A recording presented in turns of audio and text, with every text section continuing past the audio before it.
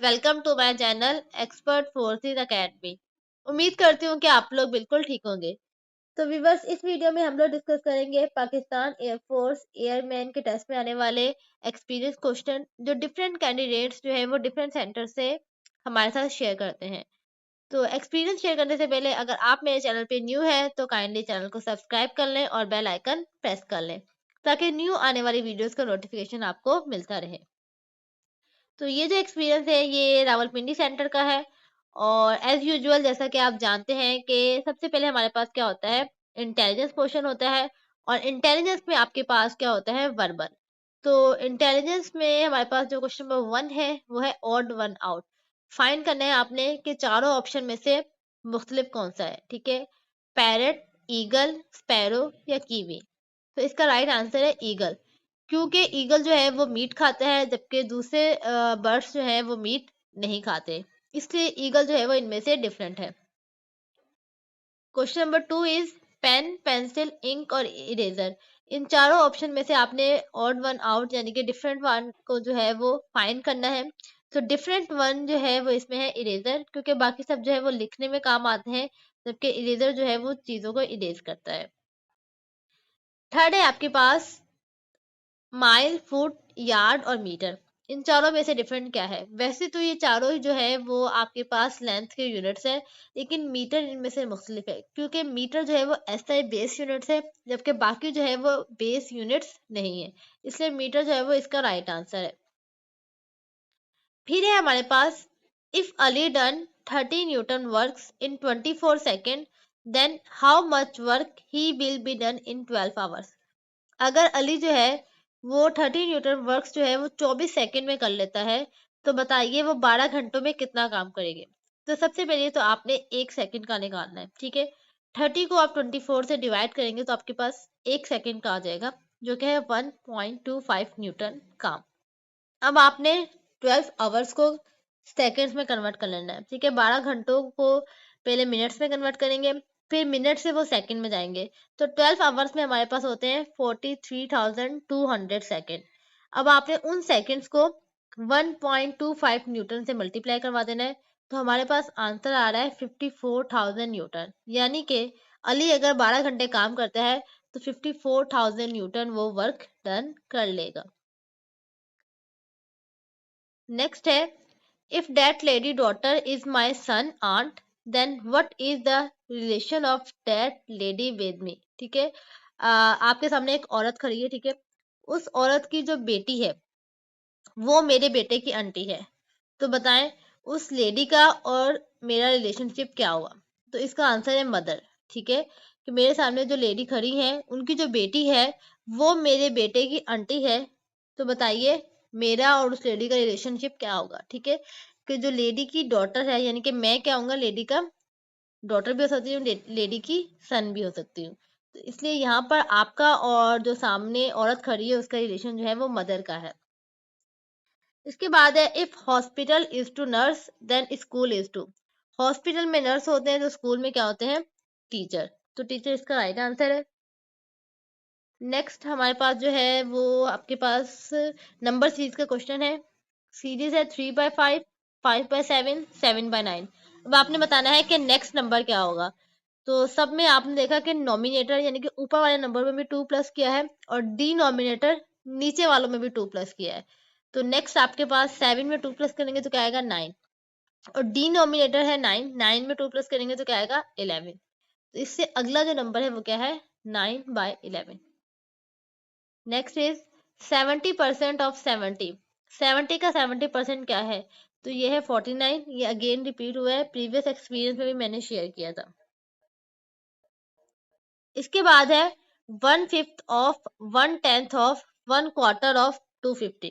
ठीक है, तो क्वेश्चन को दोबारा से पढ़िए। 1/5 यानी कि 1/5 वो लिखा आपने, मल्टीप्लाई 1/10, 1 का मतलब 1/10 यानी कि 10वां हिस्सा, तो आप वो लिखेंगे मल्टीप्लाई 1/10। फिर लिखा है 1/4, क्वार्टर का मतलब होता है चौथा हिस्सा, तो आप क्या लिखेंगे 1/4। किसका, 250 का। तो एंड में आप क्या लिख देंगे, multiply by 250।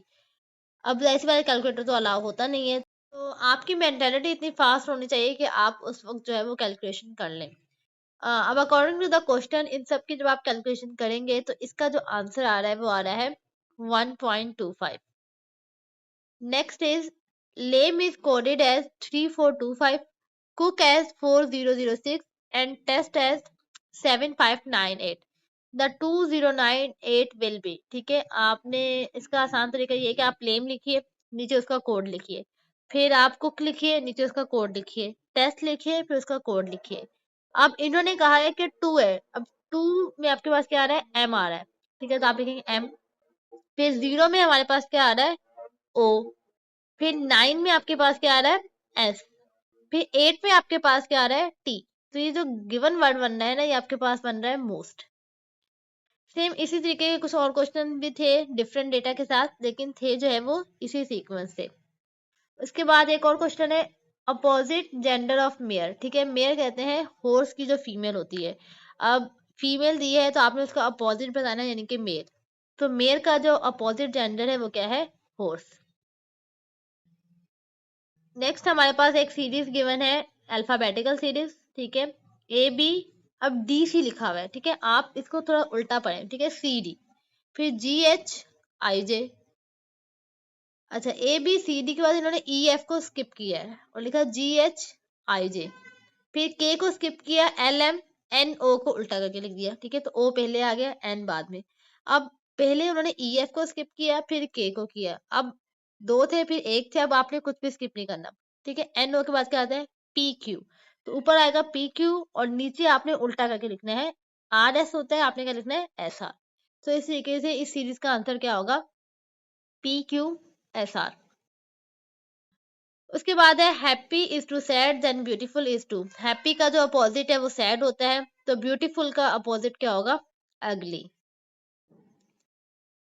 Next is if Ahmad done that work in 30 minutes and Ali is done same work we take a twice time of Ahmad if both are doing that work in how much time. ठीक है, अहमद जो है वो एक काम कर रहा है 30 मिनट में और अली वही काम डबल टाइम में कर रहा है, यानी कि 30 है तो कितने हो जाएंगे, 60। 60 मिनट में अहमद वो जो काम, नहीं, अहमद जो है वो 30 मिनट्स में कर रहा था, तो अली जो है वो 60 मिनट्स में कर रहा है। तो बताइए अगर दोनों जो है वो कंबाइन काम कर रहे हैं, ठीक है, if both are doing that work, ठीक है, दोनों उसको कंबाइनली काम कर लें तो बताएं वो कितने टाइम में हो जाएगा। ठीक है, अली जो है वो डबल टाइम कंज्यूम कर रहा है, 60 मिनट्स ले रहा है, और अहमद जो है वो 30 मिनट्स में कर रहा है। तो 60 + 30 कितना हो जाएगा, 90। अगर दोनों साथ में काम करेंगे तो आधा टाइम लगेगा। ठीक है, यानी कि 45 minutes. Next is if first day of month is Friday then 19th day will be. अगर मंथ का जो फर्स्ट डे है वो फ्राइडे है तो 19वां दिन क्या होगा। तो इसकी बहुत आसान ट्रिक्स जो है वो मैं अपनी प्रीवियस वीडियोस में बता चुकी हूँ, और जो कैंडिडेट्स मुझसे प्रिपरेशन करते हैं उनको भी मैंने बहुत बार बताया है कि आपने क्या करना है, 1 में 7 प्लस कर देना है, क्योंकि जब आप 7 प्लस करेंगे तो 8वां दिन भी क्या होगा, फ्राइडे। अब 1 में आप 7 प्लस करेंगे तो 8 आएगा, 8 डे भी क्या होगा, फ्राइडे। फिर 8 में अगेन 7 प्लस करेंगे तो 15 आएगा, 15 भी क्या होगा, फ्राइडे। 16 Saturday, 17 Sunday, 18 Monday. तो 19th में आपके पास क्या आएगा, ट्यूसडे। तो ट्यूसडे इसका राइट आंसर है। नेक्स्ट है young one of horse. Horse का यंग वन क्या है, यानी कि हॉर्स का जो बेबी होता है उसे क्या कहते हैं, तो उसे कहते हैं फोल। ठीक है, FOAL, फोल। तो इसी तरीके से आपके पास series, odd one out, analogy के कुछ क्वेश्चंस आते हैं वर्बल में, तो इनकी आपने अच्छे से प्रिपरेशन करनी है। वर्बल के बाद हमारे पास नॉन वर्बल है, और नॉन वर्बल जो है वो आपके इसी तरीके से होते हैं वर्बल की तरह। ठीक है, पिक्चर फॉर्म में होते हैं, उसमें आपने ऑड वन आउट वगैरह करने होते हैं, समटाइम खाली स्पेस दिए होते हैं। तो थोड़े से जो है वो टाइम कंज्यूमिंग आ रहे हैं, यानी कि थोड़े से मुश्किल आ रहे हैं नॉन वर्बल। वर्बल आसान आ रहे हैं, नॉन वर्बल थोड़े से टाइम कंज्यूमिंग है, यानी कि वो डिफरेंट या फिर मुश्किल मुश्किल पिक्चर्स जो है वो दे रहे हैं। अच्छा, आप में से अगर कोई टेस्ट प्रिपरेशन करना चाहता है या नोट्स वगैरह लेना चाहता है तो वो हमारे साथ व्हाट्सएप पे कांटेक्ट कर सकता है, नंबर आपके पास शो हो रहा है। उसके बाद हमारे पास एकेडमिक्स आ गया है, यानी कि फिजिक्स। फिजिक्स में जो एक्सपीरियंस है वो देखते हैं। पहला सवाल है acceleration is directly proportional to. Acceleration जो है वो किसके डायरेक्टली प्रोपोर्शनल होती है, तो वो है फोर्स। ठीक है, according to Newton second law F is equal to m a. तो अगर फोर्स बढ़ेगी तो बॉडी की एक्सेलरेशन भी बढ़ेगी। तो एक्सेलरेशन और फोर्स का डायरेक्ट रिलेशन होता है। सेकंड है, मून की जो ग्रेविटी है वो है 1.6 metre per second square. Then how much force is required for the body 100 kg. आपको दो चीजें गिवन है, मास और ए। ठीक है, ग्रेविटी जो होती है उसे हम एक्सेलरेशन भी कहते हैं। तो आप यहाँ पे F is equal to m a का फॉर्मूला लगाएंगे। फोर्स आपने मालूम करनी है। ठीक है, मास है 100 और जो एक्सेलरेशन है वो है 1.6। दोनों को आप मल्टीप्लाई करेंगे तो हमारे पास क्या आ रहा है 160 न्यूटन। तो इसका राइट आंसर जो है वो 160 न्यूटन है। तो ये छोटा सा न्यूमेरिकल दिया उन्होंने। उसके बाद है विच इज वेक्टर क्वांटिटी। अब 3 4 5 ऑप्शंस होंगे, उनमें से वेक्टर क्वांटिटी कौन सी है। तो डिस्प्लेसमेंट जो है वो राइट आंसर था। डिस्प्लेसमेंट वेक्टर क्वांटिटी है क्योंकि डिस्प्लेसमेंट के लिए डायरेक्शन जरूरी है। नेक्स्ट है force is directly proportional to product of masses and inversely proportional to distance between them. ये एक लॉ की स्टेटमेंट लिखी हुई है और आपने बताना है कि ये कौन सा लॉ है। तो ये जो लॉ है इस लॉ का नाम है लॉ ऑफ ग्रेविटेशन। तो आपके पास कुछ मेजर लॉ है, आप उनको पढ़ के जाइएगा। ठीक है, ओहम्स लॉ हो गया, कूलम्स लॉ हो गया, न्यूटन के first second third laws, law of gravitation. तो ये कुछ इंपॉर्टेंट लॉज हैं जिनकी स्टेटमेंट आप पढ़कर जाइएगा। स्टेटमेंट देने और आपको लॉ बताना है। उसके बाद F is equal to m a में से एक क्वेश्चन आया हुआ था। ठीक है, यानी कि न्यूमेरिकल फॉर्म में आया होगा। नेक्स्ट है मास ऑफ अर्थ। अर्थ का मास क्या है। तो अर्थ का मास जो है वो कांस्टेंट है, फिक्स्ड है, 6.0 एक्सपोनेंट 10 पावर 24 kg। नेक्स्ट है transfer of heat in solid is. Heat जो है वो ट्रांसफर होती है सॉलिड में। ठीक है, यानी कि अगर आपके पास कोई सॉलिड ऑब्जेक्ट है और उसके बराबर में भी सॉलिड ऑब्जेक्ट है तो उस गर्म सॉलिड ऑब्जेक्ट की हीट जो है वो ठंडे सॉलिड ऑब्जेक्ट में कन्वर्ट होना शुरू हो जाती है, यानी कि ट्रांसफर होना शुरू हो जाती है। तो जिस मेथड के जरिए होती है उस मेथड का नाम क्या है, कंडक्शन है। अच्छा, फिजिक्स जो है वो आपके बेसिक कॉन्सेप्ट में से आ रहा है, 9th 10th की बुक में से आ रहा है, इजी आ रहा है। अगर आपने प्रिपरेशन की है तो आपको इजी लगेगा।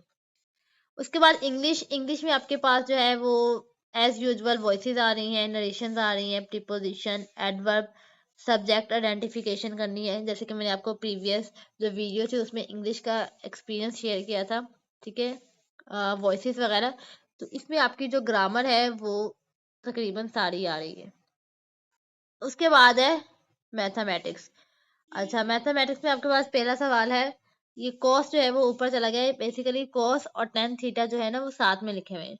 ये cos multiply by tan theta किसके बराबर होता है, तो वो बराबर होता है साइन थीटा के। ठीक है, वीडियो के एंड में जो है वो मैंने इन तमाम रेशियोज की जो है पिक्चर आपके साथ शेयर की है, तो वो आप देखिएगा। तो वहां पे आपको, क्योंकि लाजमी एक दो सवाल जो है वो आपके ट्रिग्नोमेट्री रेशियोज में से आ रहे हैं। तो कॉस और टेन थीटा का जो मल्टीप्लिकेशन है वो किसके बराबर होता है, साइन थीटा के। उसके बाद है in a matrix all elements identities are zero is called. ऐसा मैट्रिक्स जिसमें तमाम आइडेंटिटीज यानी कि उनके अंदर मैट्रिक्स के अंदर जो नंबर्स लिखे हैं वो सारे जीरो हों, उस मैट्रिक्स को क्या कहते हैं, तो उसे कहते हैं नल मैट्रिक्स। नेक्स्ट है in a ratio B A is called. ठीक है, ए रेशो बी में ए क्या कहलाता है, तो ए क्या कहलाता है, एंटीसीडेंट, और बी क्या कहलाता है, कॉन्सिक्वेंट। फिर इसके बाद एक क्वेश्चन जो है वो एलसीएम से आया हुआ था। नेक्स्ट है in two equal circles are touching only one point then the distance of their mid point will be equal to. ठीक है, दो सर्कल हैं आपके पास और दोनों एक दूसरे को टच कर रहे हैं, तो वो कह रहे हैं कि जिस पॉइंट पे वो टच कर रहे हैं वहां से लेकर सेंटर तक क्या कहलाता है, तो वो कहला रहा है डायमीटर। एक और ट्रिग्नोमेट्रिक रेशियो में से आया हुआ है कि 1 + कॉट स्क्वायर थीटा किसके बराबर होता है, तो वो बराबर होता है टेन स्क्वायर थीटा के। ठीक है, अब थीटा यहाँ पे नहीं लिख सकते थे लेकिन टेन स्क्वायर थीटा होता है। इसके बाद है dash has a right angle, कि डैश जो है उसमें राइट एंगल मौजूद होते हैं। अब ये डिग्री पूछा था, ये शेप्स पूछा था, तो मैंने यहाँ पे दोनों ही लिख दिए हैं। 90 डिग्री को आप राइट एंगल कहते हैं और 90 डिग्री के जो एंगल हैं वो रेक्टेंगल में पाया जाता है, स्क्वायर में पाया जाता है, और तमाम ऐसे ट्राइंगल जिनमें कम से कम एक 90 डिग्री का एंगल हो उसमें भी राइट एंगल पाया जाता है। तो अगर वो शेप्स देते हैं तो रेक्टेंगल, स्क्वायर और ऑल राइट ट्रायंगल में राइट एंगल मौजूद होता है। और अगर वो डिग्री में पूछ रहे हैं तो 90 डिग्री को हम राइट एंगल कहते हैं। इसके अलावा जो है और आपके मोस्टली पीडीएफ से क्वेश्चन आए हुए थे, ठीक है? तो आपने जो है वो अपनी बुक से अच्छे तरीके से प्रिपरेशन करनी है। नेक्स्ट यहाँ पे जो है वो बताया गया है आपके पास पैटर्न, तो वो तो आपको पता ही है कि इंटेलिजेंस जो है वो 40 मिनट्स में आपने 100 क्वेश्चंस करने हैं। इंग्लिश के लिए आपको 20 मिनट्स गिवन है और 50 क्वेश्चंस हैं। फिजिक्स और मैथ में 25 क्वेश्चंस होंगे और टाइम आपको जो है वो 20 मिनट्स ही दिया गया है। अच्छा, यहाँ पर जो मैं आपको बताई थी कि मैंने ट्रिग्नोमेट्री रेशियोज़ जो हैं वो आप लोगों के साथ शेयर किए हैं। तो कुछ आइडेंटिटीज़ हैं, ठीक है? कि tan थीटा किसके बराबर होता है? sin upon cos। और cot थीटा किसके बराबर होता है? cos upon sin theta. तो जो बच्चे अभी मैट्रिक करके गए हैं या जिनकी ट्रिग्नोमेट्री बहुत अच्छी है, उनको तो ये वैसे भी याद होगा, ठीक है? इसके बाद यहाँ पे पाइथागोरस आइडेंटिटीज़ लिखी हुई हैं, ठीक है? अभी इसमें से ऊपर एक सवाल भी आया था ना कि 1 प्लस cot स्क्वायर थीटा जो है वो किसके बराबर होता है? तो यहाँ से आप देख लीजिएगा। फिर यहाँ पे जो कुछ को-फंक्शनल आइडेंटिटीज़ हैं, ये तो आपके एग्ज़ाम में नहीं आती, लेकिन फिर भी आ सकती हैं, तो आप इनको भी अच्छे तरीके से पढ़ लीजिएगा। ज़्यादातर जो है वो आपके पास यही आइडेंटिटीज़ आती हैं, ठीक है? तो ये थे कुछ एक्सपीरियंस एमसीक्यूज़ जो कि कैंडिडेट्स ने हमारे साथ शेयर किए हैं। आपने इन एमसीक्यूज़ को अच्छे तरीके से पढ़कर जाना है, अच्छे तरीके से रीड करके जाना है, ताकि आपका टेस्ट जो है वो भी अच्छे मार्क्स से पास हो। तो होप सो ये वीडियो जो है वो आपके लिए हेल्पफुल रही होगी। अगर वीडियो आपको पसंद आई है तो वीडियो को लाइक कर दें और चैनल को सब्सक्राइब करना ना भूलें। Thank you so much.